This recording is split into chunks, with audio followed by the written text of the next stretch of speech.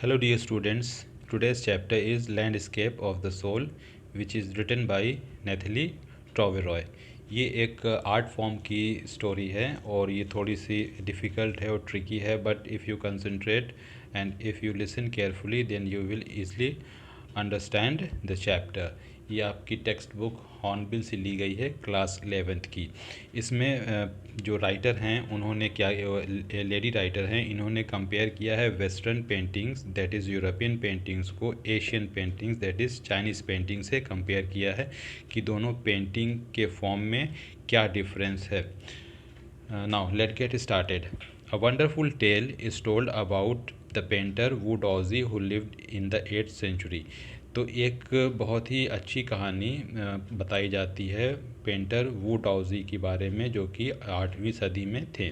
His last painting was a landscape commission by the Tang emperor Xuanzong. Commission का मतलब ये होता है कि जब कोई एम्पेरर किसी आर्ट को बनाने के लिए पेंटर को इनवाइट करता है, उसको ऑर्डर देता है, तो उसको हम क्या कहते हैं, कमीशन। तो इस तरीके से टैंग एम्पेरर ज़ुआंगज़ोंग ने वू डाओजी को बनाने के लिए कहा था एक पेंटिंग लैंडस्केप की। लैंडस्केप मीन्स होता है कि जो माउंटेन्स है, ट्रीज़ हैं, फॉरेस्ट हैं, रिवर्स हैं या बर्ड्स हैं, ये सब लैंडस्केप में आते हैं। To decorate a palace wall, अपनी पैलेस की एक वॉल को डेकोरेट करने के लिए। The master had hidden his work behind a screen so only the emperor would see it. तो इस तरह से पेंटर ने उस अपनी पेंटिंग को वॉल के स्क्रीन से इस तरीके से स्क्रीन के पीछे छिपा रखा था कि सिर्फ उसको बादशाह एम्पेरर ही देख सकता था और कोई नहीं देख सकता था। For a long while the emperor admired the wonderful scene, discovering forests, high mountains, waterfalls, clouds floating in an immense sky, men on hilly paths, birds in flight. और एक लंबे समय तक उस पेंटिंग को एम्परर एंजॉय करता रहा, उसके खूबसूरत नज़ारों को, फॉरेस्ट को, जंगल को, ऊंचे ऊंचे पहाड़, झरने थे, क्लाउड्स जो कि उड़ रहे हैं आसमान में, मैन आदमी जो कि पहाड़ों पे चल रहे हैं, चिड़िया जो कि उड़ रही है। लुक सायर, सायर का मतलब होता है sir. Look sir said the painter, in this cave at the foot of the mountain dwells a spirit. The painter clapped his hand and the entrance of the cave is opened. The inside is splendid beyond anything words can convey. Please let me show your majesty the way. The painter entered the cave. अब वू डाओजी कहते हैं कि देखिए sir, means emperor को, कि इस mountain के base में, मीन्स माउंटेन के बेस के पास जहाँ लैंड है वहाँ एक केव है और इस केव में एक स्पिरिट रहती है, एक आत्मा रहती है। और ये कहने के बाद पेंटर क्या करते हैं कि अपने हैंड्स को क्लैप करते हैं, और जैसे ही वो हैंड्स को क्लैप करते हैं तो क्या होता है कि केव का डोर ओपन हो जाता है और फिर केव के अंदर का जो नज़ारा दिखता है वो बहुत ही खूबसूरत रहता है। इतना खूबसूरत कि हाँ, वो हम उसको अपने वर्ड्स में बयान नहीं कर सकते हैं। मीन्स बहुत ही खूबसूरत नज़ारा था। Please let me show your majesty the way. और फिर वो पेंटर वो डॉजी कहते हैं कि चलिए हम आपको रास्ता दिखाते हैं, और ये कहते हुए पेंटर केव में इंटर होता है।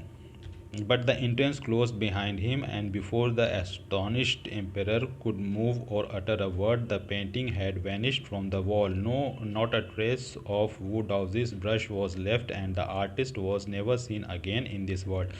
और जैसे ही वो अंदर इंटर होता है तो उसके बाद केव का डोर बंद हो जाता है, और ये देख के एम्पेरर बहुत शॉक्ड और सरप्राइज़ हो जाता है। और इससे पहले कि वो कुछ समझे, कुछ बोले, कुछ कहे, वो पूरी की पूरी पेंटिंग ही वॉल से वैनिश हो जाती है, गायब हो जाती है, उसका एक ट्रेस भी नहीं मिलता है। यहाँ वू डाओजी के ब्रश का मतलब है कि पेंटिंग का कोई भी पार्ट, कोई भी हिस्सा उस वॉल पे नहीं रहता है, सारी की सारी पेंटिंग वहाँ से वैनिश हो जाती है और आर्टिस्ट भी वैनिश हो जाता है। और फिर उसके बाद से वू डाओजी को कभी किसी ने इस दुनिया में नहीं देखा। Such stories played an important part in China's classical education. तो इस तरह से चाइना के क्लासिकल एजुकेशन में इस तरह की स्टोरीज़ पढ़ाई जाती हैं जो कि थोड़ी सी स्पिरिचुअलिटी से भी रिलेटेड होती हैं। The book of Confucius and Zhuangzi. अब कन्फ्यूशियस और ज़ुआंगज़ी की किताबें, तो मतलब कि ये कोई पर्सन का नाम मालूम होता है, तो ये दोनों जो थे वो चाइनीज़ फ़िलोसोफर्स थे, चाइनीज़ फ़िलोसोफर्स थे।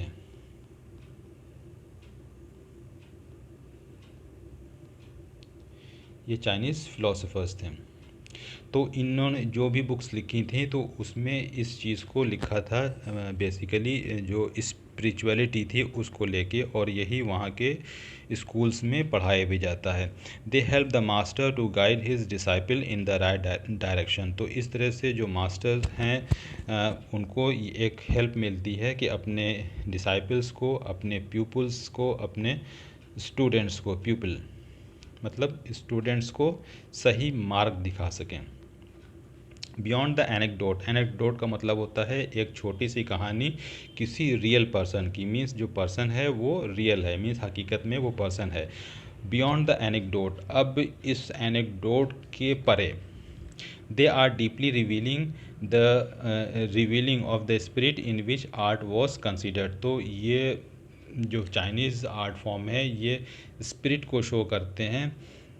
कॉन्ट्ररी दिस स्टोरी और another famous one about a painter who wouldn't draw the eyes of a dragon he had painted for fear it would fly out of the painting। तो इसी तरीके से इसके उलट, इसके कॉन्ट्ररी मतलब वू डाओजी के पेंटिंग के कॉन्ट्ररी अपोजिट एक और पेंटर था जिसने पेंटिंग बनाई थी एक ड्रैगन की, लेकिन उसने उसकी आइज़ को ड्रॉ नहीं किया था, उसने उसमें उसकी आइज़ को छोड़ दिया था, क्योंकि उस पेंटर का ये मानना था कि अगर हम इसकी आइज़ बना देंगे तो it might fly from the painting, ये पेंटिंग से ही गायब हो जाएगा, उड़ जाएगा, बाहर निकल जाएगा। With an old story from my native Flanders. अब माई यहाँ कौन है, जो राइटर हैं उन वो कहती हैं कि मेरे नेटिव फ्लैंडर्स से। तो फ्लैंडर्स क्या है, ये एक वेस्टर्न यूरोपियन का वेस्टर्न यूरोप कॉन्टिनेंट का पार्ट है। तो वहाँ के जो नेटिव लोग हैं तो उनकी स्टोरी बताती हैं that I find most representative of western painting. तो वेस्टर्न पेंटिंग के ज़्यादातर रिप्रेजेंटेटिव मीन्स ज़्यादातर जो वेस्टर्न पेंटिंग के पेंटर्स हुए हैं वो फ्लैंडर्स से हुए हैं, western part of the Europe से हुए हैं। इन 15th सेंचुरी एंटवर्प जो है ये एक शहर है बेल्जियम का, और ये शहर अभी भी है। ऐसा नहीं है कि ये 15th सेंचुरी में हुआ करता था, अब नहीं है, लेकिन अभी भी है ये एंटवर्प। 15th सेंचुरी एंटवर्प की बात करती हैं writer. A master blacksmith called Quinten Metsys fell in love with a painter's daughter. The father would not accept a son in law with such a profession. तो एक Quinton मिट्सीज नाम का एक लोहार था, ब्लैक स्मिथ था, तो उसे एक पेंटर की बेटी से प्यार हो जाता है। लेकिन जो पेंटर था वो ये नहीं चाहता है कि मेरा जो सन इन लॉ हो वो कोई लोहार हो, ब्लैक स्मिथ हो। तो अब ये बात जब उस ब्लैक स्मिथ को मालूम चली, उस लवर को मालूम चली, तो उसने क्या किया कि वह क्विंटिन स्नीक्ड मीन्स चुपके से अंदर घुस जाना into the painter's studio and painted a fly on his latest panel with such delicate realism that the master tried to swat it away before he realized what had happened. Quentin was immediately admitted as an apprentice into his studio। तो अब क्या होता है कि जैसे Quentin को मालूम चलता है कि जो पेंटर है वो हमें एक्सेप्ट नहीं करेगा एज सन इन लॉ, तो वो चुपके से उसके स्टूडियो में चला जाता है, उस जगह में जहाँ की वो पेंट करता रहता है। उस समय वो नहीं रहता है, और उसके कैनवस पे, उसके पेपर्स पे वो एक फ़्लाई को ड्रॉ कर देता है, और वो फ़्लाई देखने में इतनी रियल रहती है कि जब painter himself enter the studio वो समझता है कि कोई रियल मक्खी बैठी हुई है, उसको स्वाट करता है। स्वाट मतलब हिट करना किसी फ्लैट चीज़ से उसको भगाने के लिए, लेकिन वो देखता है कि अरे ये तो पेंटिंग है। फिर ये मालूम चलता है कि इसको क्विंटिन ने बनाया है, तो वो क्विंटिन को अपना अप्रेंटिस रख लेता है। अप्रेंटिस मतलब होता है असिस्टेंट, अपनी हेल्प के लिए उसको रख लेता है। He married his beloved and went on to become one of the most famous painters of his age। और उसके बाद फिर उन दोनों की शादी हो जाती है, ब्लैक स्मिथ की और पेंटर की डॉटर की, और आगे चल के यही ब्लैक स्मिथ एक बहुत बड़ा फेमस पेंटर बनता है। These two stories illustrate what each form of art is trying to achieve. तो ये दो स्टोरी, वो केव वाली और ये फ्लाई वाली, ये हमें बताती हैं कि आर्ट जो है वो क्या अचीव करना चाहता है, क्या गेन करना चाहता है। A perfect illusionistic likeness. Illusionistic likeness का मतलब होता है picture which deceive our eyes की ऐसी पिक्चर्स जिससे हमें आँखों का धोखा हो। मीन्स वो जो फ्लाई थी वो तो रियल नहीं थी, लेकिन पेंटर को क्या लग रहा था कि वो रियल है, तो उसको हम इल्यूजनिस्टिक लाइकनेस कहते हैं। तो ये परफेक्ट एग्जाम्पल है फ्लाई इल्यूजनिस्टिक लाइकनेस का in Europe. The essence of inner life and spirit in Asia. और एशिया में क्या है कि essence of inner life, essence का मतलब होता है कि जो हमारा सोल है, जो स्पिरिट है, उसको कहते हैं कि जो हमारे अंदर की आत्मा है, तो उसके जो एसेंस है उसको शो करता है। In Chinese story the emperor commissions a painting and appreciates its outer appearance. China में क्या होता था कि वहाँ के जो एम्पेरर होते थे वो कमीशन करते थे, मीन्स पेंटर्स को ऑर्डर किया करते थे कि आप जो है इस तरह की पेंटिंग्स बनाइए, और फिर उस पेंटिंग को वो अप्रिशिएट करते थे, सराहते थे। But the artist reveal to him the true meaning of his work. लेकिन जो पेंटिंग बनाई गई है तो वो पेंटिंग क्या कहती है, तो ये सिर्फ आर्टिस्ट ही बता सकता है। But the artist reveal to him the true meaning of his work. The emperor may rule over the territory he has conquered but only the artist know the way within. एक emperor है, एक राजा है, वो क्या कर सकता है, वो लैंड पे रूल कर सकता है, जिस लैंड को उसने जीता है, लेकिन पेंटिंग के अंदर क्या है ये एक आर्टिस्ट ही बता सकता है। Let me show the way the Dow. अब यहाँ ऑथर कहती हैं, राइटर कहती हैं कि हम आपको एक वे दिखाते हैं, एक रास्ता दिखाते हैं, और उस रास्ते का नाम डाओ है। A word that means both the path और the method and the mysterious works of the universe. तो डाओ का मतलब दोनों होता है कि एक पाथ, एक रास्ता, या फिर एक तरीका, और वो तरीका जिससे जो कि इस मिस्टीरियस, इस यूनिवर्स में एक मिस्टीरियस रोल प्ले कर रहा है, full of mystery. The painting is gone but the artist has reached इस गोल। अब वो डाओजी के बारे में बात की जा रही है कि डाओ की पेंटिंग तो वैनिश हो गई, लेकिन डाओ को जो चाहिए था, जो अल्टीमेट गोल चाहिए था, जो उसको स्पिरिचुअलिटी चाहिए थी, उसने उसको अटेन कर लिया बियॉन्ड एनी मटेरियल अपीयरेंस, बगैर किसी मटेरियल अपीयरेंस की। मटेरियल मीन्स होता है कि ये worldly things of worldly use. A classical Chinese landscape is not meant to reproduce an actual view। Actual view को नहीं दिखाती है Chinese landscape, as would a western figurative painting, जो कि वेस्टर्न फिगरेटिव पेंटिंग दिखाया करती है। अब फिगरेटिव पेंटिंग का क्या मतलब होता है, representation of a piece of art through the eyes of creators imagination, कि जो क्रिएटर है, जो पेंटर है, तो आप उसके आइज़ से पेंटिंग को देखिए। Whereas the European painter wants you to borrow his eyes and look at a particular landscape exactly as he saw it। जो यूरोपियन पेंटर्स थे वो ये चाहते थे कि उनकी पेंटिंग्स को उनकी नज़रिए से देखा जाए, उनके पॉइंट ऑफ व्यू से देखा जाए, क्योंकि जब वो उन्होंने पेंटिंग बनाई है तो उनके ब्रेन में कोई कंसेप्ट रहा होगा, कोई इमेजिनेशन रहा होगा, और उसी को उन्होंने कैनवस पे उतारा from a specific angle। The Chinese painter does not choose a single viewpoint। लेकिन चाइनीज़ पेंटर्स ने एक सिंगल व्यू पॉइंट को नहीं चूज़ किया।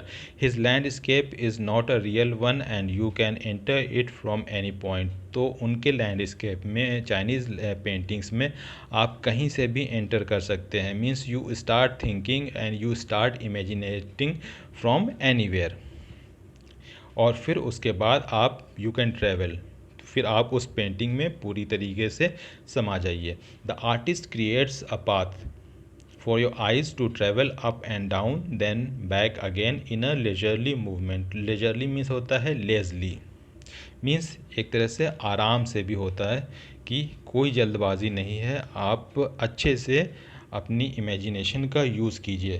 The artist creates a path for your eyes to travel up and down then back again in a leisurely movement. तो artist ने जो path create किया है तो आप आराम से उसको देखिए और उसमें पेंटिंग में इस तरह से समा जाइए। आप दाहिने से बाएं से आगे से पीछे से ऊपर से नीचे से किसी भी तरीके से आप पेंटिंग में इंटर कर सकते हैं। This is even more true in case of horizontal scroll, और ये और भी सत्य साबित होता है हॉरिजॉन्टल स्क्रॉल में, in which the action of slowly opening one section of the painting then rolling it up to move on to the other. तो उस टाइम हॉरिजॉन्टल स्क्रॉल की पेंटिंग्स भी हुआ करती थी चाइनीज़ पेंटर्स के पास। तो वो स्क्रॉल क्या होता था कि वो पेपर या कैनवस जो होता था वो रोल होता था, और उसको जब अनरोल करते थे, खोलते थे, तो उसमें एक सेक्शन निकलता था, तो उस सेक्शन ऑफ पेंटिंग का कुछ और मतलब होता था, फिर दूसरा निकलता था उसका मतलब कुछ और होता था। लेकिन पहले और दूसरे के बीच में इंटरकनेक्शन भी होता था कि जहाँ पे पहली पेंटिंग का मतलब ख़त्म होता है तो वहीं से दूसरी पेंटिंग का मतलब शुरू होता है। Then rolling it up to move on to the other adds a dimension of time which is unknown in any form of painting. तो इस तरह की हॉरिजॉन्टल स्क्रॉल पेंटिंग सिर्फ चाइनीज़ फॉर्म ऑफ पेंटिंग में मिलती है और किसी फॉर्म ऑफ पेंटिंग में नहीं मिलती है। It also requires the active participation of the viewer. अब जो व्यूअर्स हैं जो पेंटिंग को देख रहे हैं, इनका भी एक्टिव पार्टिसिपेशन चाहिए। मीन्स कि ये भी एकदम से जो पेंटिंग है उसमें समा जाएं, उसमें अपनी इमेजिनेशन को यूज़ करें कि ये पेंटिंग क्या कहना चाहती है। Who decides at what pace he will travel through the painting, और फिर व्यूअर्स डिसाइड करेंगे कि वो किस पेस से, मीन्स किस स्पीड से इस पेंटिंग में ट्रेवल करना चाहते हैं। A participation which is physical as well as mental, और ऐसा पार्टिसिपेशन जो कि फ़िज़िकल भी हो और मेंटल भी हो, मतलब आप अपने ब्रेन का यूज़ करें, इमेजिन करें और आप पूरी तरीके से उस पेंटिंग में समा जाएं। मीन्स आप ये कोशिश करें समझने की कि हम किसी माउंटेन पे खड़े हैं या किसी फॉरेस्ट में हैं या किसी वाटर में या कोई बोट है तो उसमें हम बैठे हुए हैं। तो मतलब फिज़िकल आपका और मेंटल दोनों ही पार्टिसिपेशन होना ज़रूरी है। The Chinese painter does not want you to borrow his eyes. अभी इसके पहले हम लोग ने देखा था कि यूरोपियन पेंटर्स क्या कहते थे कि आप मेरे नज़रिए से देखिए, आप मेरी आंखों से देखिए, मीन्स मेरे पॉइंट ऑफ व्यू से देखिए। लेकिन चाइनीज़ पेंटर क्या कहते हैं, does not want you to borrow his eyes, कि आप लोग को हमारा व्यू पॉइंट से कोई मतलब नहीं है। आपके सामने पेंटिंग है, अब आपके अकॉर्डिंग ये पेंटिंग क्या कहती है। He wants you to enter his mind. अब चाइनीज़ पेंटर आपके माइंड में एंटर करना चाहते हैं, मीन्स कि अगर आप उस पेंटिंग को देखेंगे तो like you are the painter. The landscape is an inner one and spiritual a conceptual space. Conceptual space का मतलब होता है relation with an abstract representation. एक एब्स्ट्रैक्ट रिप्रेजेंटेशन, एक ऐसा वेग रिप्रेजेंटेशन। एब्स्ट्रैक्ट मीन्स होता है कि वो ऐसी चीज़ जिसको कि हम टच नहीं कर सकते हैं लेकिन फील कर सकते हैं। जैसे हैप्पीनेस, तो हैप्पीनेस को हम टच नहीं कर सकते हैं लेकिन फील कर सकते हैं। तो वो एक the landscape is an inner one. Landscape जो है वो इनर वन है, वो अंदर की चीज़ है, अंदर आत्मा है। लेकिन जो spiritual and conceptual space, this concept is expressed as shanshui. तो इस कंसेप्ट को शेंशुई कहा गया है लिटरली। अब इसका मतलब होता है माउंटेन वाटर, मीन्स जो वाटर माउंटेन से निकल रहा है, पहाड़ों का पानी, इसका मतलब शेंशुई। चाइनीज़ में इसको शेंशुई कहा गया है। विच use together represent the word landscape, और लैंडस्केप इसी चीज़ से बना है, माउंटेन से और वाटर से। क्योंकि आप पेंटिंग देखेंगे तो पेंटिंग में in most of the paintings अगर वो लैंडस्केप की है, नेचर की है, तो वहाँ माउंटेन होगा, फिर एक रिवर होगी जो कि माउंटेन से निकल रही होगी। More than 2 elements of an image, तो इमेज के 2 या 2 से ज़्यादा एलिमेंट होते हैं।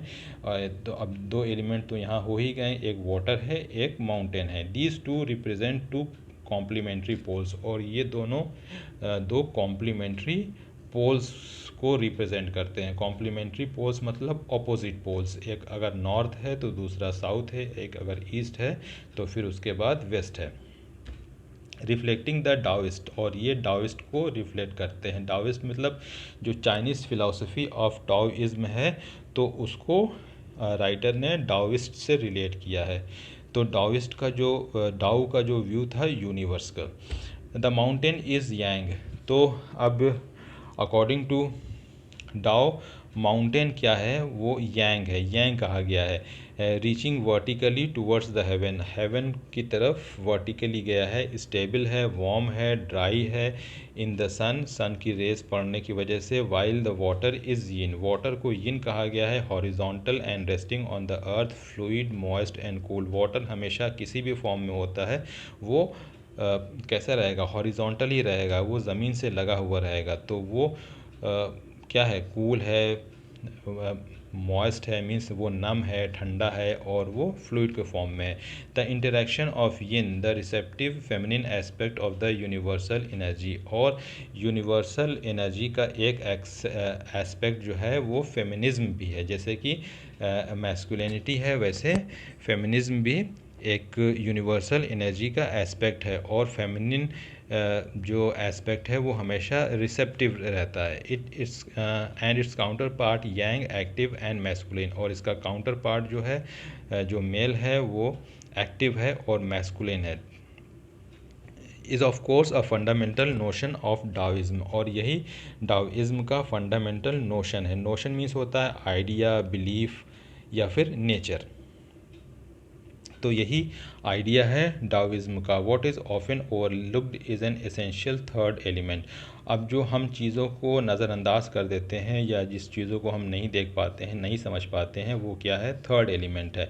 अब ये थर्ड एलिमेंट क्या है कि मिडिल वॉइड है, where their interaction takes place, जहाँ इनका इंटरेक्शन होता है, मीन्स आपस में जो एक दूसरे से जब मिलते हैं तो वो प्लेस, जैसे कि अब ये प्लेस है कि ये थोड़ा सा पार्ट जो है माउंटेन का और थोड़ा सा पार्ट वाटर का, तो ये पार्ट को हम कहेंगे इंटरेक्शन। यही इसी को यहाँ पास मिडिल वॉइड कहा गया है इस चैप्टर में। This can be compared with yogic practice of pranayama, और राइटर कहती हैं कि इसको हम योगिक प्रैक्टिस प्राणायाम से कंपेयर करते हैं। ब्रीद इन, रिटेन और ब्रीद आउट। तो ब्रीद इन, अब यहाँ इससे पहले हम लोग देखते हैं कि यहाँ क्या कहा गया है कि look here the interaction of yin the receptive feminine aspect, तो रिसेप्टिव फेमिनिन एस्पेक्ट कहा गया है। अब ऑथर कहती हैं कि प्राणायाम के बारे में कहती हैं कि इसको हम जो मिडिल वॉइड है इसको हम प्राणायाम से कंपेयर करते हैं। तो ब्रीद इन करना, अब फीमेल क्या है, रिसेप्टिव चीज़ बताई गई है। तो जब हम ब्रीथ कर रहे हैं तो ये एक हम फेमिनिन एस्पेक्ट है हमारा, और ब्रीथ आउट कर रहे हैं तो ये एक मैस्कुलिन एस्पेक्ट है। अब इन दोनों की चीज़ बीच के चीज़ क्या है, हमको जब हम अपनी सांसों को रिटेन करते हैं, the suspension of breath is the void where meditation occurs, तो यही वॉइड है, ये इन दोनों के बीच की चीज़। जैसे कि यहाँ हमने बताया था कि इन दोनों के यांग और यिंग के बीच की चीज़ जो इंटरेक्शन था, तो इसी तरीके से इन दोनों के बीच की चीज़ को प्राणायाम के जो हम अपने ब्रेथ को रिटेन करते हैं, कुछ देर अपने लंग्स में रोक के रखते हैं, सस्पेंड करके रोकते हैं, इसी को मिडिल वॉइड कहा गया है। The middle void is essential, nothing can happen without it, ये एक बहुत ज़रूरी चीज़ है और इसके बगैर कुछ नहीं हो सकता है। अगर हम साइंटिफिकली भी देखें कि अगर हम सांस लेते हैं फिर सांस छोड़ देते हैं, अगर हम सांस को थोड़ी देर अगर रिटेन करें तो उससे क्या होता है कि मैक्सिमम ऑक्सीजन हमारा लंग्स गेन कर सकता है। Hence the importance of white space, तो इसी तरीके से जो वाइट स्पेस की इम्पोर्टेंस है उनकी पेंटिंग्स में, और ज़्यादातर चाइनीज़ पेंटर्स ने वो एक स्पॉट छोड़ रखा था अपनी पेंटिंग में ताकि लोग उसको एक्सप्लोर करें। This is also where man finds a fundamental role, और यहाँ आदमी को एक फंडामेंटल, एक बेसिक रोल प्ले करने का मौका मिलता है। In that space between heaven and earth he becomes the conduit. अब कॉन्डुइट का मतलब होता है चैनल, कि एक ऐसा चैनल जहाँ की वाटर जो है वो ईज़िली फ्लो कर सके। He becomes the conduit of communication between both poles of the universe. Universe के दोनों पोल में, मीन्स कि हेवन और अर्थ के बीच में जो भी पोल है, तो वहाँ मैन को अपना फंडामेंटल रोल प्ले करना है। His essence is his presence is essential. इसका प्रेजेंस बहुत ही ज़रूरी है। Even if it's only suggested, हालांकि ये सिर्फ सजेस्ट किया गया है, लेकिन इस मिडिल वॉइड का प्रेजेंस होना बहुत ज़रूरी है। फार फ्रॉम बीइंग लॉस्ट और oppressed by the Lofty peaks. हम भले ही पेंटिंग में वो लॉफ्टी पीक्स को देखें और कोई भी चीज़ अगर सप्रेस की गई है उसको चीज़ को देखें, हम उसको भुला दें मिडिल वर्ड को, लेकिन मिडिल वर्ड का होना बहुत ज़रूरी है। और इसी तरीके से फ्रैंकोइस चैंग भी कहते हैं आई ऑफ द लैंडस्केप। लैंडस्केप की आई है, उस पेंटिंग की आई है, वो क्या है, वो मिडिल वर्ड है। So that was the explanation. Dear students, like share and subscribe, और अगर आप मेरे चैनल पे नए हैं तो बेल आइकन ज़रूर हिट कीजिएगा।